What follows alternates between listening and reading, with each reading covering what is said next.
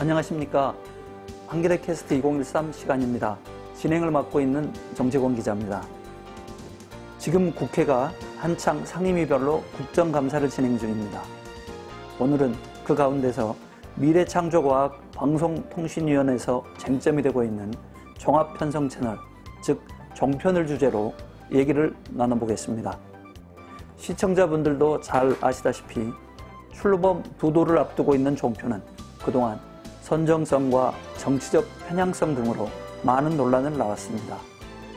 그런데 이번엔 일부 종편 채널이 출범 당시 편법적인 방법으로 자본금을 모아 법 규정을 위반했다는 의혹에 휩싸였습니다.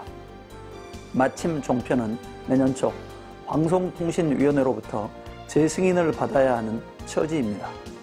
종편 무엇이 문제인지 지금부터 꼼꼼히 따져보겠습니다. 한겨레 오피니언부 최원영 기자가 나와 있습니다. 최 기자, 안녕하세요. 안녕하십니까. 지난 15일이었던 것 같은데요. 네. 미래창조과학 방송통신위원회 국감에서 가장 논란이 된 종편은 채널 A인 것 같습니다. 출범 당시 우회 투자를 했다는 의혹이 있다고 한겨레가 특종 보도를 했고 이 문제가 쟁점이 됐는데 우선 그 구체적 내용이 뭡니까? 예. 일단 전체적인 배경 먼저 설명을 드리겠습니다. 그 종편이 출범할 때부터 3천억, 4천억 원에 해당하는 규모의 자본금을 어떻게 마련할 수 있을까 이게 굉장히 관심사였는데요. 그동안 이제 종편에 참여한 주주들이 누군지 정확하게 드러나진 않았었거든요. 근데 올해 7월에 언론단체들이 소송까지 벌인 결과 방통위에서 그 관련 자료를 공개를 했고요. 그 뒤에 이제 종편 관련된 주주 구성의 문제들이 본격적으로 드러났습니다. 그래서 말씀하신 그 국감에서 특히 문제가 됐던 이 부분에 대해서는 동아일보사가 자사의 종편인 채널A에 우회 출자를 했다는 의혹인데요. 그 채널A 주주 중에 60억 원을 출자한 고월이라는 업체가 있습니다. 이 업체는 그 김창경 전 미래저축은행 회장, 지금 저축은행 비리로 구속이 되어 있는데요. 이분이 이제 차명 소유한 회사가 아니냐. 이 회사는 그 아름다운 CC라는 골프장을 운영하는 회사로 알려져 있는데요. 김창경 전 회장으로부터 이런 증언이 나왔습니다. 그 당시에 동아일보 쪽의 요청으로 채널A에 60억 원을 출자를 해주는 대신에 동아일보는 아름다운 CC가 만들고 있던 타운하우스 분양을 60억 원을 받아줬다. 그러니까 대가가 있었다는 그런 증언이 나왔는데요. 결과적으로 보면 동아일보가 자사 종편에 자신이 투자를 하면서 그 내역을 숨기기 위해서 김창경 전 회장을 우회한 것이 아니냐 이런 의혹이 제기가 됐습니다. 일단 그럼 동아일보 쪽 이런 의혹에 대해서 뭐 인정을 하고 있습니까? 어떻습니까? 일단 전혀 사실이 아니라고 부인을 하고 있고요. 뭐 제가 취재를 했을 때도 그 부분은 사실이 아니라고만 말을 할 뿐 그 관련된 어떤 정황들이나 이런 부분에 대해서는 충분히 좀 설명을 듣지는 못했습니다. 예, 알겠습니다. 그럼 우선 채널 A가 이른바 이제 편법 투자 이런 방식으로 자본금을 모은 이유는 뭡니까? 두 가지 정도로 좀 의심이 되는 부분이 있습니다. 일단 기본적으로 방송법에서는 동일한 주주가 방송 사업자의 30% 이상 출자하는 것을 막고 있습니다. 왜냐하면 그 동일 주주가 방송사에 큰 영향을 끼칠 수 있다고 보고 있기 때문이고요. 또 종편 심사 기준에서는 종편 사업자의 재무 안정성을 보장하기 위해서 주요 주주가 3년 동안 출자 내역을 변경하는 걸 금지했습니다.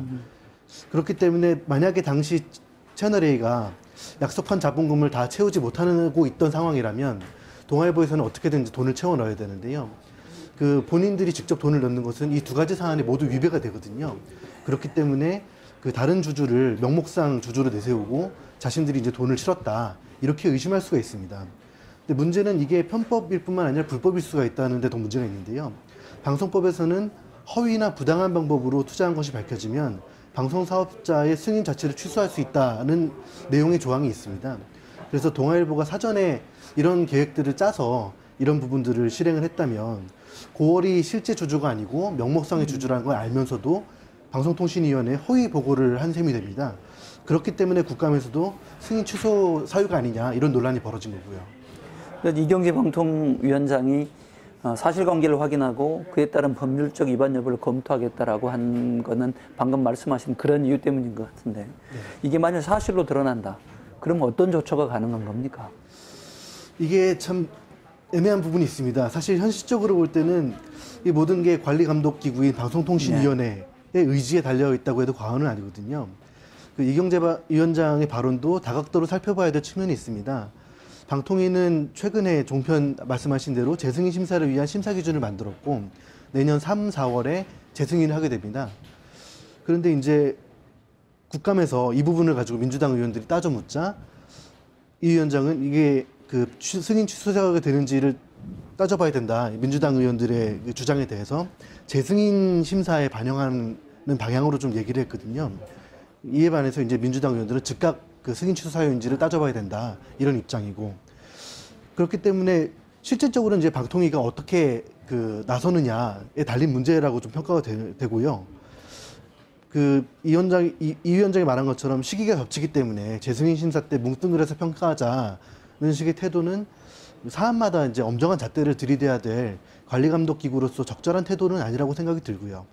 그래서 정리하자면 현재까지 드러난 내용으로는 승인 취소까지 거론될 수 있는 사안으로 판단이 되나 이를 실질적으로 처리할 방통위의 다음 조처가 무엇인지 좀 지켜봐야 될 부분이라고 생각합니다. 지금 종편을 포함해서 방송계 전체로 놓고 보면 가장 핫한 인물이 이경재 방통위원장인 것 같아요. 그렇습니다. 최근에 그 종편과 관련해 가지고 여러 발언들을 쏟아내고 있고 그 발언들이 뭐 종편을 상당히 긴장시키고 있다 이런 평가인데 이 위원장 발언들을 좀 소개를 해주시죠. 예. 일단 종합해서 말씀을 드리겠습니다. 이 종편에 대한 이경재 위원장의 기본 생각은 굉장히 명쾌합니다. 일단 종편 4곳은 너무 많고 2곳 정도가 애초에 적당하다고 생각을 했다. 그런데 예상과 다르게 이제 4곳이나 승인이 났고 그런데다가 광고시장, 방송 광고시장이 불황까지 겹쳤다. 그렇기 때문에 종편들 사이에서 경쟁이 굉장히 극심해졌고 그렇다 보니 뭐 종합편성이 아닌 시사토론 이런 부분에 제작비가 들지 않는데 투자를 하게 되고 그런 과정에서 막말 방송이나 이런 문제까지 불거졌다. 이런 것이 종편에 대한 이경재 위원장의 기본적인 시각이거든요. 근데 최근에는 또 그 재승인 심사에 대해서 원론적으로 따지면 종편 2곳 정도는 탈락할 수 있지 않겠냐 이런 원론적인 입장을 밝혔고요.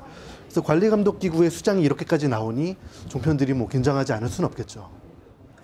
그렇다면 결국 이제 내년 초에 재승인 뭐 특별히 기준이 있어야 될 것 같은데 뭐 기준 없이 방통위원장이라고 해서 마음대로 2개가 적당하다 혹은 3개가 적당하다 이런 식으로 발언할 수는 없지 않겠습니까? 네, 어떻습니까? 재승인 기준이라는 게 있는 것 어떤 겁니까? 재승인 기준이 이제 9개 항목으로 명확히 좀 제시가 되어 있고요. 일단 기본적으로 종편이란 채널 자체의 성격을 먼저 따져봐야 되는데요.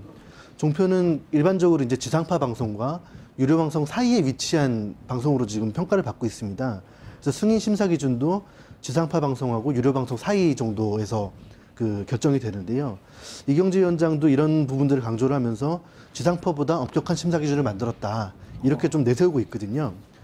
근데 이에 대해서 이제 언론학계나 시민사회나 이쪽에서는 좀 그 생각이 다릅니다. 왜냐하면 종편이 출범할 때 많은 사람들이 비판했던 부분이 혜택은 지상파 수준으로 받으면서 규제나 책임은 유료 방송 수준으로 받는다. 그래서 결과적으로는 뭐 종편만 유리한 것이 아니냐 이런 그 지적들이 많았습니다. 그런 기준에서 보면 이제 재승인 요번에 마련된 재승인 심사 기준도 그런데 해당되는 것이 아니냐는 것이죠. 그래서 게다가 또 원론적인 차원을 떠나서 저희 초반에 얘기한 그 우회 출자나 이런 현실적으로 드러난 문제점들이 있는데 지금 심사 기준들이 이런 부분들을 제대로 잡고 있느냐 이런 문제가 또 있습니다. 그래서 재무 건전성을 따져볼 수 있는 항목이 너무 적다. 그리고 방통위 기준이 워낙 그 성기다 보니 그 틈바구니에서 여러 편법 조처들이 나올 수 있는 것이 아니냐. 그런데 뭐 실질적으로 마련된 심사안을 보면 지상파보다는 강화됐다고 하지만 그런 부분들을 잡을 수 있는 그런 항목들은 거의 없다고 볼 수 있을 것 같고요.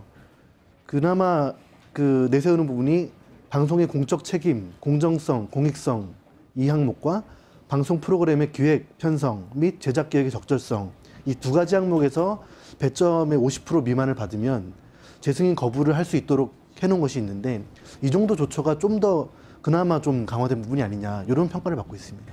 당사자들은 종편들의 반응이 좀 궁금합니다. 사실 그동안 종편 4개사는 이른바 각종 특혜를 정부로부터 누리면서 다른 어떤 종편에 대한 비판에 대해서 사실상 공동 전선을 펴왔다 이렇게 봐도 무방할 것 같은데 뭔가 지금 2개밖에 허가를 해줄 수가 없다라는 식으로 재승인을 해줄 수가 없다라는 식의 발언이 적용이 된다고 하면 그들 사이에서 뭔가 보이지 않는 균열 충분히 생길 수 있을 것 같은데요. 네.